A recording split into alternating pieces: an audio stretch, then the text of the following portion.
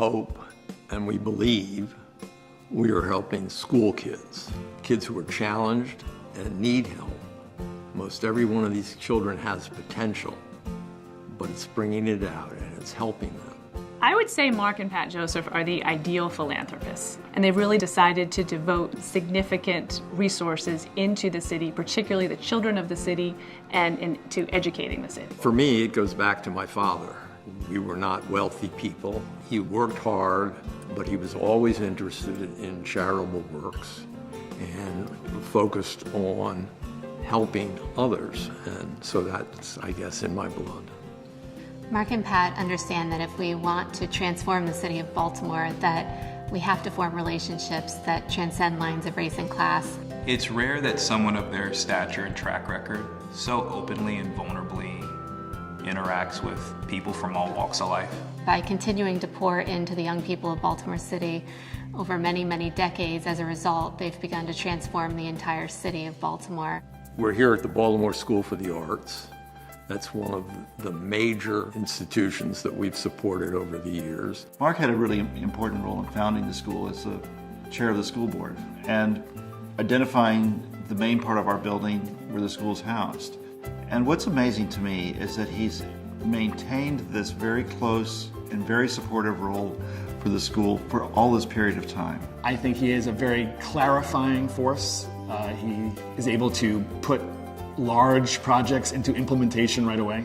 THREAD enrolls the most academically underperforming high school students in Baltimore. Once enrolled, students stay in THREAD for a decade, and once they're in, they can't get out. We never give up on a single student.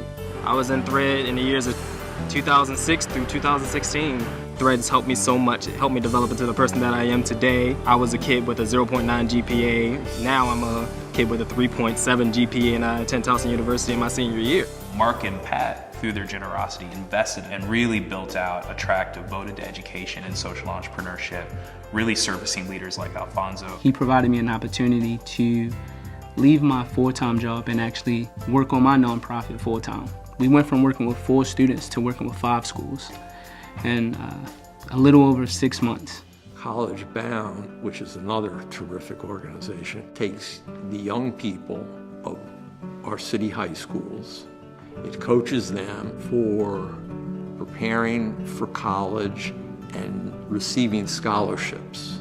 Their gift to College Bound is really focused on our last dollar scholarships. These are those final dollars of financial aid when all your other scholarship money and Pell Grant money has been exhausted and you still don't quite have the money to go to college. Through their gift, we're able to double the amount of last dollar scholarships that College Bound gives out. Well, one of the best things about it for me is I'd like to do the due diligence, which means getting out and knowing the organization, knowing what they're doing, knowing how well they're doing it, is a key element. That due diligence for me has been very gratifying because I get to see all the good things that are happening within our city, and it just makes me feel great.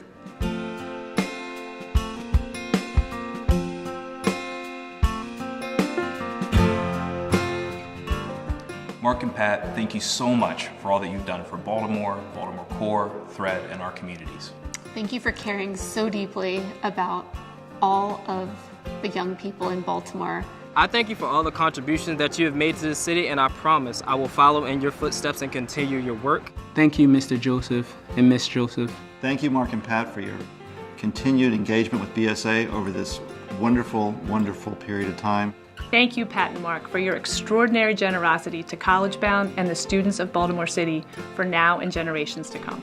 Thank you, AFP, for this wonderful honor. We couldn't be more fortunate, and we hope that we will encourage other people to give to their communities.